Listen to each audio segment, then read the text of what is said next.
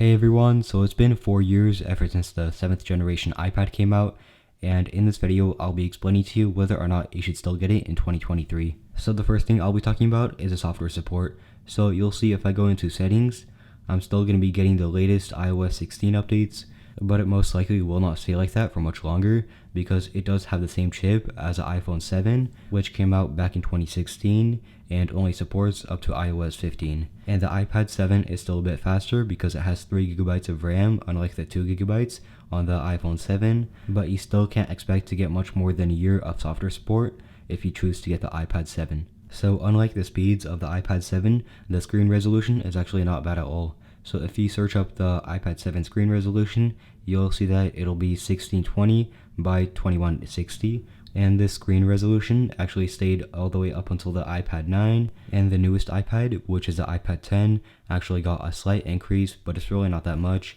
You'll see it's 2360 by 1640. So buying an iPad that's newer than the iPad 7 really won't make that much of a difference for the screen resolution. So now let's talk about the price of the 7th generation iPad.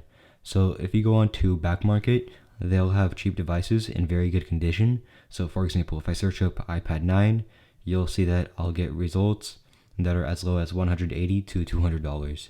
Now, if you can, I would recommend you actually go for an iPad 9 because if you go on to Amazon, I'm actually going to put the link in the description, but you'll see that you can get it for $270. It's really only $70 to $90 more expensive than the iPad 7, and you could expect to get software support for way longer. But in case you just don't want to spend the extra $70 to $90, then I'm also going to have the back market link in the description for you to buy the iPad 7. So let's talk about the speed of the iPad 7.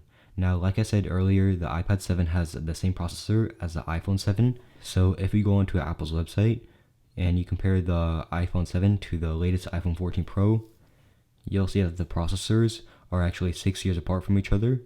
So you'll see this one has an A10 chip and this one has an A16. So if you do end up buying the iPad 7, then your processor will be 6 years behind. Now, if we also compare the iPad 7 to the latest iPad 10, you'll see that the chip is just a 4-year difference. You'll see the iPad 7 has an A10 chip and the iPad 10 has an A14 chip. So as for my personal experience, there has been a lot of lag issues on the iPad 7, and this especially happens on YouTube, where it has slowed down, especially over the last year. So because the device is quite old, you should also expect to experience those issues as well. Now that is my review of the iPad 7 4 years after it was released. So if you found this video helpful, be sure to like, subscribe, and I'll see you in the next video.